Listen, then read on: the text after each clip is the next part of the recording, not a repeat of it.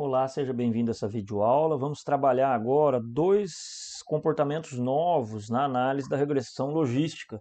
Não só na regressão logística, mas em outras análises de regressão, nós trabalhamos com a divisão da base de dados em treino e teste. Ou seja, para treinar o algoritmo a gente usa parte da base de dados e depois a gente testa ele para verificar a eficiência desse treinamento, né? Então, com isso auxilia a gente a ter um algoritmo mais apurado para a gente ter os nossos resultados, tá?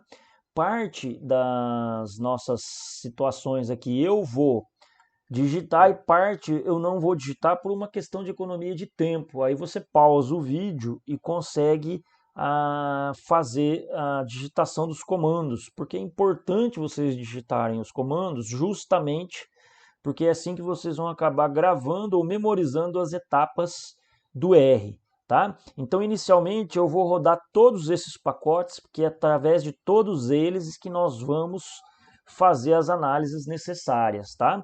Caso você não tenha algum desses instalado, vem aqui na parte de packages e instala, ou através do install packages aqui embaixo. Depois você chama através do library, tá certo? E aí eu chamo, ó, ele já habilita todos os pacotes. Eu venho em dados 2, vou chamar de dados 2, porque até agora eu chamei dados e dados 1. Então essa terceira regressão eu vou chamar de dados 2 e eu vou utilizar a terceira planilha, né? Se a gente olhar aqui na nossa base de dados, vamos dar uma visualizada nela. Ela vai reclamar um pouquinho para abrir aqui, só um minutinho, tá? Mas o RLog3, que é a terceira planilha, basicamente é uma regressão em que é feita uma análise do curso do aluno, a disciplina que ele está fazendo, se exige matemática ou não, num grau de 1 a 3, 1 pouca matemática, 3 muito, modalidade 2 EAD, 1 presencial, a nota na disciplina que ele tirou, o número de disciplinas que ele já desistiu, 6, 7 e assim por diante, a mensalidade em atraso que o aluno tem, se o sexo dele é feminino ou masculino, qual a idade, qual a distância que ele mora da universidade, 1 perto, 2 médio e 3 longe, qual o semestre que ele se encontra, qual o tamanho da turma e se ele evadiu ou não, ou seja, se ele desistiu da disciplina ou não. Observem que a gente, sendo 1, ele desistiu, 0, ele não desistiu. Observem que em alguns casos a gente não tem o resultado, que significa que possivelmente o aluno ainda está cursando, então ele pode não até desistir, ou então até não terminar, né? Ou terminar. A gente não sabe ainda qual vai ser o resultado dele nesse sentido. Tá? Então, observem que a gente vai utilizar muito essa questão dos nomes e agora, ó, por exemplo, no curso a gente tem uma variável categórica com mais de uma variável. Ó, nós temos administração 1, gestão da produção 2, engenharia de produção 3, basicamente acho que esses 3 cursos, isso, são esses 3 cursos. Aqui nós teríamos mais, né, ó, estratégia de marketing 1, matemática financeira 2, métodos estatísticos 3, matemática financeira 4, é a mesma, né, 3, cálculo A 4 e assim por diante. Então, a gente simplesmente transformar em 1, 2, 3, 4, assumir 1 é estratégia, 2 é matemática, 3 é métodos estatísticos e assim por diante, não é possível ser feito. Por quê? Porque ao a gente fazer isso, a gente está dando um peso para cada uma das disciplinas. Então, nós temos que criar variáveis artificiais. E essas variáveis artificiais, elas são criadas automaticamente pelo R. Então, na verdade, a gente vai ter vários x2. Um x2 para estratégia de marketing, onde vai ser 1 ou 0. 1 ele está cursando marketing, 0 ele não está cursando marketing. Um x2 para matemática financeira, 1 e 0, a mesma coisa e assim por diante. Só aqui no sexo que ele mantém 0 e 1, porque são duas variáveis só categóricas, certo? E os demais ele faz essa avaliação, tá? Então, retornando aqui ao R, a gente tem então já os dados aqui prontos para serem habilitados, eu rodo, ele chama, então estão aqui todas as variáveis. Lembrando que o R ele é uma linguagem em inglês, então o ponto, a vírgula nossa tem que ser ponto. Tá? Se você não tiver isso na tua base de dados, você tem que trabalhar ela. Bom, o primeiro passo que a gente tem que fazer é validar o tipo de dado que a gente tem na nossa base de dados. A gente não fez isso até agora nas videoaulas, mas pode acontecer de dar algum erro e você sofrer um pouco porque o R está lendo esses dados como outro tipo de variável que não a real. Tá? Então vamos validar o tipo de variável do banco de dados, tá? Então, para avaliar isso, eu vou chamar o comando glimpse, tá? Que é do nosso pacote dplyr, tá? Então, nesse caso, eu vou chamar glimpse dados 2, que é a nossa variável que nós estamos trabalhando. Olha só, ele traz aqui, ó, todas as nossas colunas e o que é cada uma delas. Ó. A primeira, ó, é caractere, tá vendo? Ó? A segunda é caractere, a terceira dBl, que é de decimal, quarta decimal. Olha só, gente, ó, nota, ele entendeu como caractere, não é caractere, é um decimal, né? Tá, ó, aqui ele entendeu como... Então, eu acho que o único que está errado aqui é a nota, tá? O restante está certo. Então, eu tenho que fazer uma alteração nessa variável. Então, transformar o tipo de variável do nosso caso aí é o x5, tá? Então, como é que a gente vai fazer isso aí? Eu vou chamar o dados2, que é o nosso banco de dados, eu vou jogar lá mesmo, tá? E eu vou colocar mutate para ele mudar. No dados2, certo? A nossa x5 underline, é o x maiúsculo, desculpem, x5 underline, notas underline ant, ou notas anterior, certo? Igual s.numeric, vou dizer que ela é numérica, de novo, a variável x5, tá? Notas ant. Então, aí eu vou lá, dou um run, e ele já faz automaticamente a alteração. Para eu confirmar, eu puxo o glimpse de novo.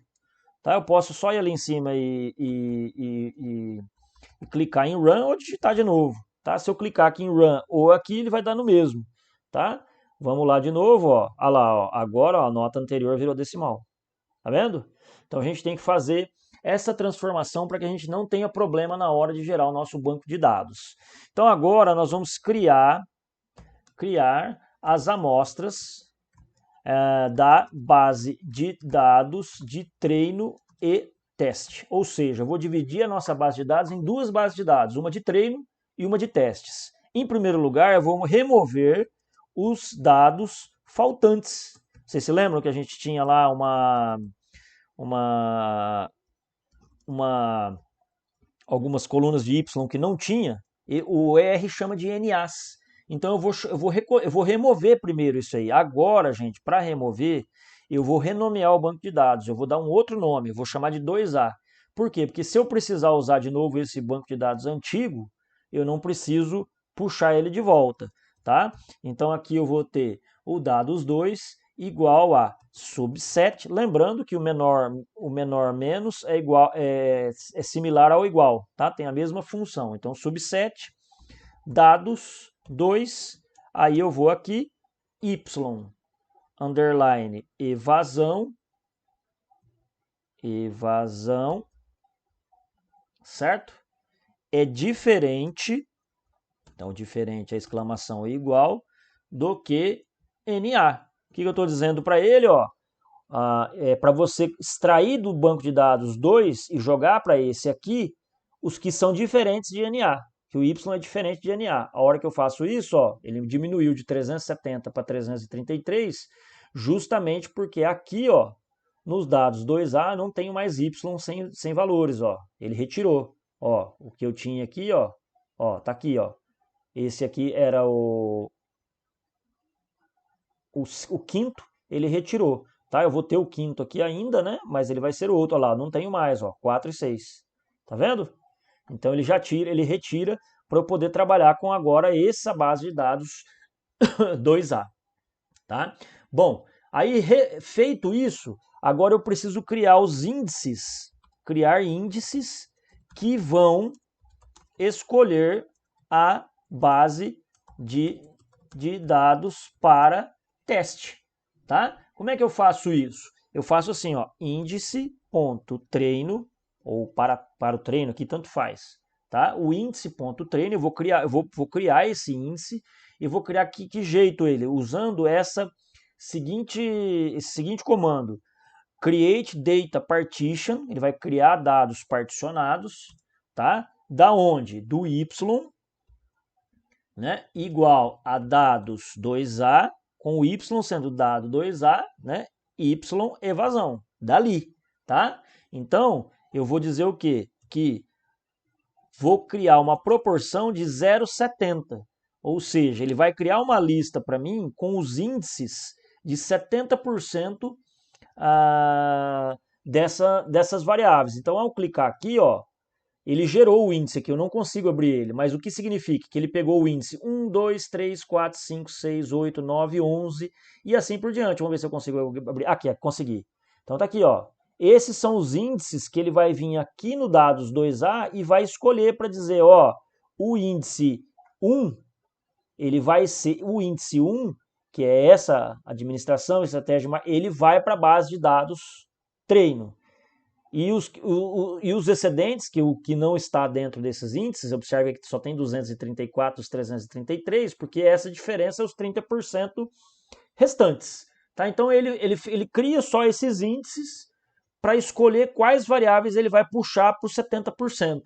Tá? E aí eu gero aqui então, tá?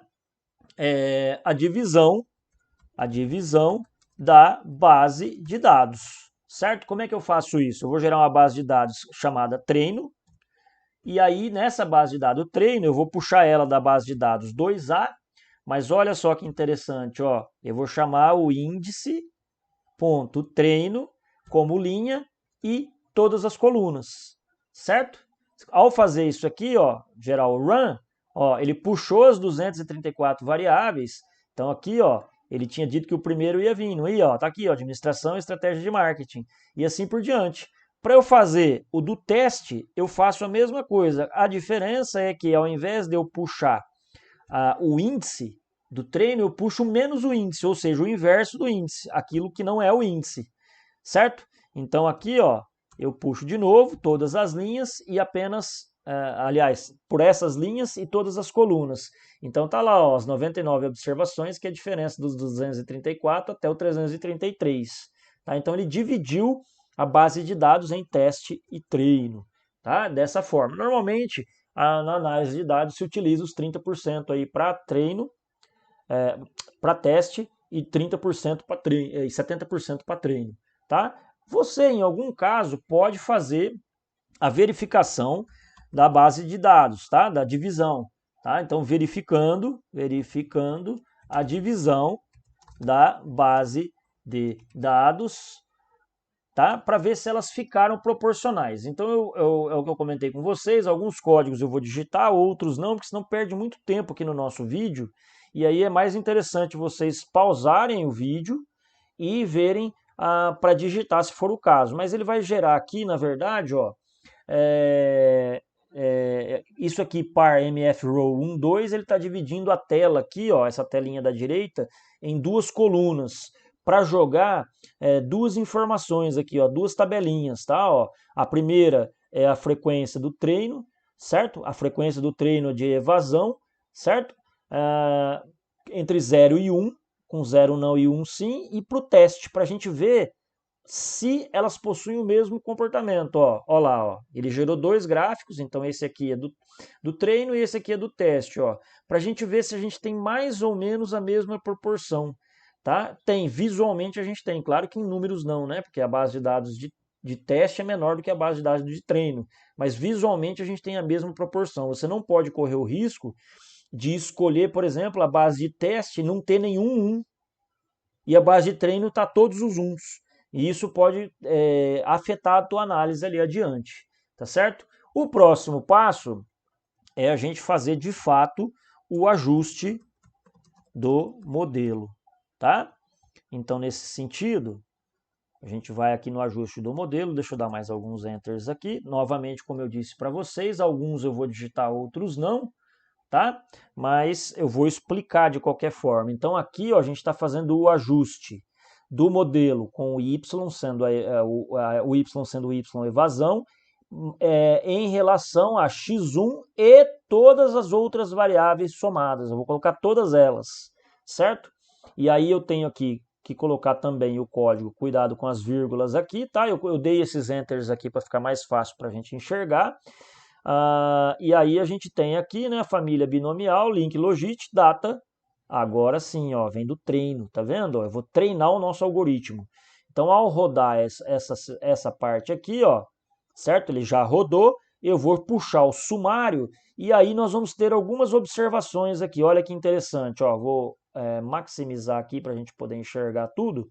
Mas ele fez, a nossa média é uma mediana negativa proporcional, já vocês vão entender isso aqui, porque é como se nós não tivéssemos a opção de evasão, mas porque ele gerou aqui, ó, olha só o x1, ó, em duas variáveis. Ué, mas e a terceira, que seria o curso de administração?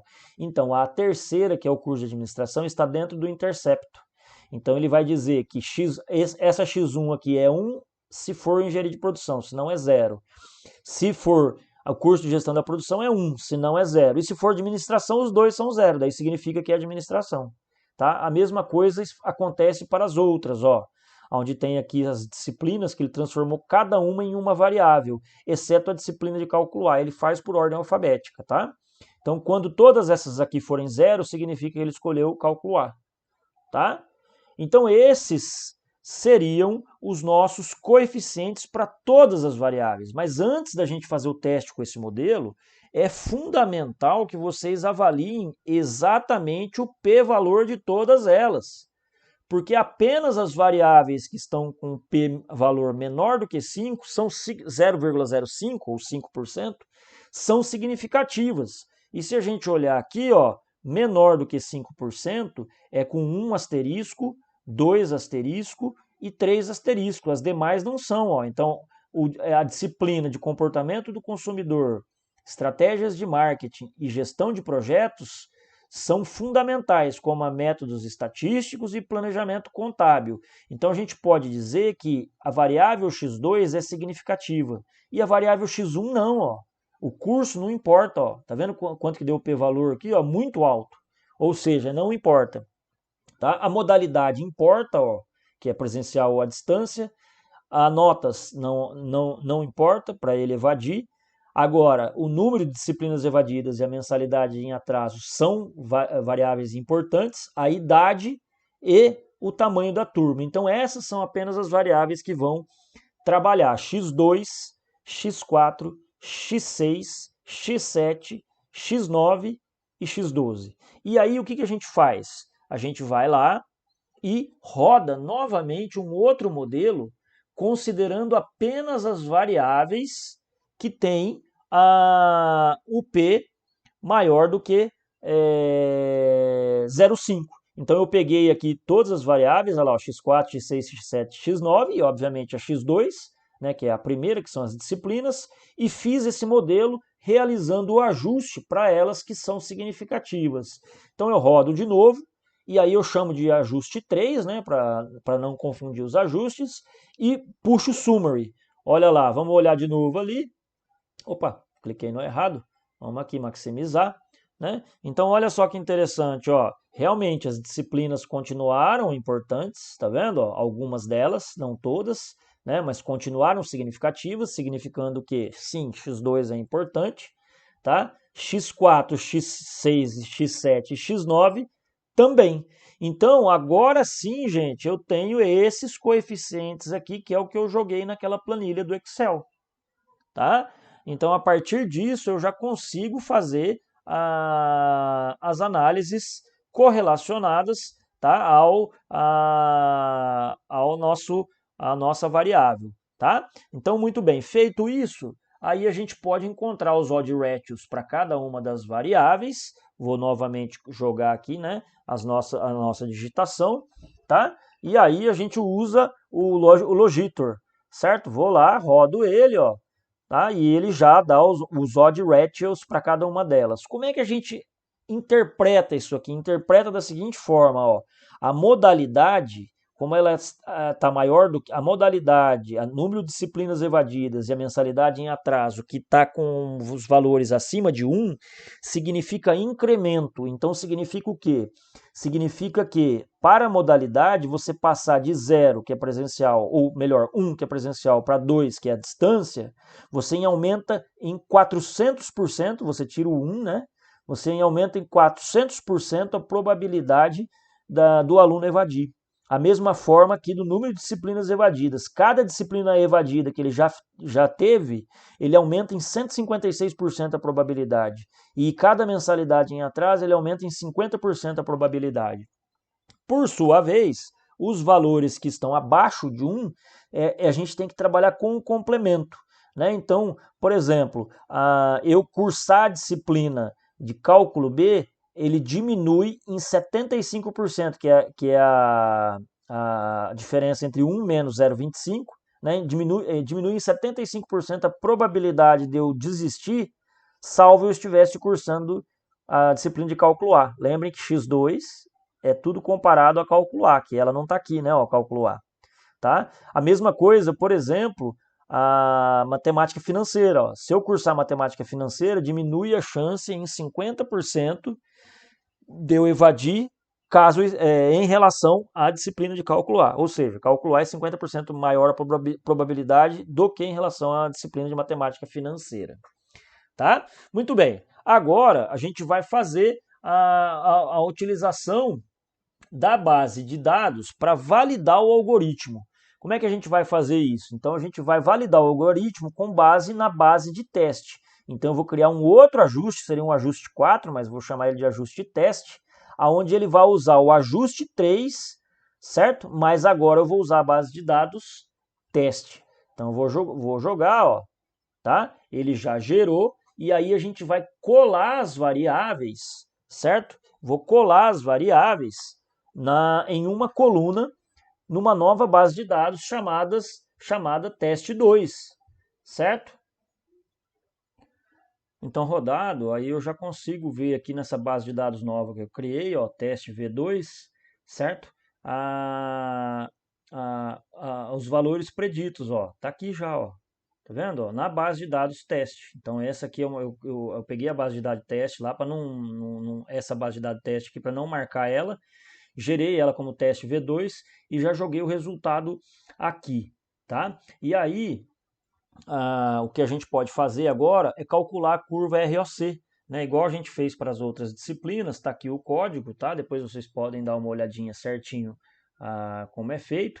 E aí a gente roda, ó, e a gente pode analisar a curva ROC, né? Ó, quanto mais próximo quanto maior, mais próximo aqui desse vértice aqui, melhor. Tá? Também podemos fazer o cálculo do Kolmogorov-Smirnov, que é outra forma da gente fazer com variáveis múltiplas e categóricas. Tá? E aí a gente busca um valor maior que meio. Tá? Se for maior que meio, já é aceitável, a gente pode fazer esse cálculo. E ele calculou ali como sendo 0,74. Então realmente é aceitável, a gente pode utilizar essas variáveis para fazer previsão futura. Tá? E aí, gente, para que a gente termine basicamente de analisar o modelo, certo? A gente vai fazer alguns cálculos, por exemplo, da matriz de confusão. Vamos fazer aqui então a nossa matriz de confusão. Tá? Primeiramente vou gerar uma matriz de confusão com 3 pontos de corte, tá? 50, 40 e 30, aqui não é 35 não, é 30. Por quê? O que eu quero dizer com esses 50, 40 e 30? Esse valor aqui, ó, deu 50% ou mais, eu chamo de 1. Deu menos que 50%, 0. Ou vou fazer um outro com 40%. Chegou em 40%, eu transformo ele em 1, 40% acima transformo em 1, ou 40% abaixo em 0. E de 30%. Então eu faço esses pontos de corte para ver qual é a maior assertividade que a gente tem e gero 3 cálculos aqui. Geram 3 variáveis, MC1, que é para 50%, MC2 para 40% e MC3 para 30%. Eu só estou gerando uma tabela aqui, gente, ó, do teste de evasão e do ajuste. Tá? Se ele for maior que 50%, ele vai transformar nesses cálculos. Então ele faz os cálculos aí e depois, ao digitarem desse pacote Kaggle aqui, esse código que eu estou passando aqui agora, ó, ele vai gerar uma tabela bem interessante para a gente analisar aí, ó, tá? Só um minutinho, o R está pensando aqui, ó, pronto, gerou. Então aqui nós temos os falsos positivos, o falso e o verdadeiro, 0 e 1, 0 e 1. Então aqui eu previ 0 e ele de fato era 0, previ 0, mas 5 era 1. Tá? E aqui é a mesma coisa, ó, 1 eu previ 18 sendo 1, e 9 que eu previ sendo 1, mas eles eram 0. Tá? É a mesma coisa para o ponto de corte de 40% e de 30%. É claro, porque se eu tiver lá um valor de 40%, e eu estou dizendo, olha só como é que eu diminuí o erro aqui para 1, ó, tá vendo? Ó, mas aumentei para 0. Então agora a gente vai lá e faz o ponto de, a gente valida esse ponto de corte. Tá? Para validar esse ponto de corte, a gente utiliza esses comandos aqui. Ó. A gente vai pregar essa matriz, vai fazer uma tabela de 4 dígitos, aqui novamente está errado, é 30, né? Tá, deixa eu arrumar isso aqui, 30%, e aí eu faço a soma para ver quanto é que dá dos positivos aí que a gente teve. Ó. Então tá lá, ele gera, e aí nos dá que elas estão muito próximas, né? Ó, tá? Vamos ver aqui, a soma de 1 deu 85,86, 85,86 e 85,86. Que de fato é o que demonstra, né? Ó, 9 mais 5, 14, 7 mais 7, 14, 10 mais 4, 14. Então, ali, independente do ponto de corte, o erro foi o mesmo, tá? Vamos utilizar aí, daqui para diante, algumas situações para o ponto de corte igual a 4, tá? Mas para a gente fazer, o que eu vou fazer agora? Nós vamos fazer a análise daqueles dados que não tem o y, certo? Para quê? Para a gente ver qual é a probabilidade do aluno desistir ou não da disciplina.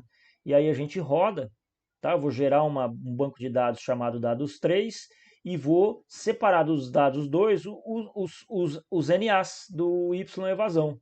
Tá? Então rodo isso aí, ele gera aqui então mais um banco de dados e agora ele me trouxe só as variáveis que a qual o Y consta como NA. E aí eu posso fazer a previsão, né? Então eu vou chamar essa previsão de prev-NA e aí vou fazer um predict nela do ajuste 3, que foi o último ajuste que a gente fez, lembro? Tá? Dados 3, que é nosso novo banco de dados, a gente roda, certo? E aí eu vou colar esses resultados no banco de dados chamado dados 3, tá? Vou colar lá para a gente ficar com os dados lá. Aí eu rodo novamente, ó, ao abrir os dados 3, ele aumentou uma variável, ó. Tá lá, ó, a previsão para cada um desses aqui é isso aqui, ó. Então esse primeiro aqui já tem previsão de evadir. O segundo não, o terceiro não. E aí vamos fazer a nossa filtragem, né? Vamos filtrar lá, tá? Então eu vou jogar aqui para a gente filtrar, deixa eu dar uns enters aqui para ficar mais fácil para a gente ver. O que eu faço aqui? Ó? Eu vou gerar, dizendo para o banco de dados que é a nossa previsão final, né? Eu vou jogar isso numa variável chamada previsão final, primeiro, né? Se os dados que estão na previsão final for maior que 0,3, eu chamo de 1, caso contrário, 0. Então eu jogo isso numa variável e depois eu jogo essa variável para dentro do banco de dados 3. Então tá lá, ó, se a gente olhar aqui do banco de dados 3, ó lá, ó, ele já gerou, ó, acima de 30% ele chamou de 1, aqui, ó, e abaixo 0, tá? E aí, feito isso, você tem como trabalhar com esses dados aqui agora, né? A validade do seu resultado. Ir lá no aluno, ver se ele vai evadir, se ele não vai, se ele vai desistir, se ele não vai, enfim, fazer o que deve ser feito.